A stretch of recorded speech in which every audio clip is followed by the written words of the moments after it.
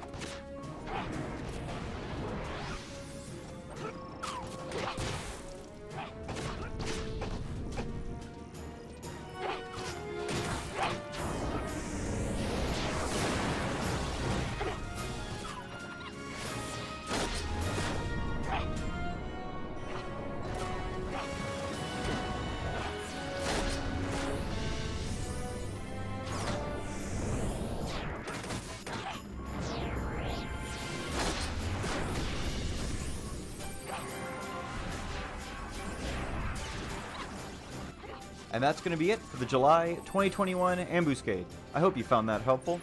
Thanks so much for watching, everyone. Have a great month. Stay safe and stay healthy out there.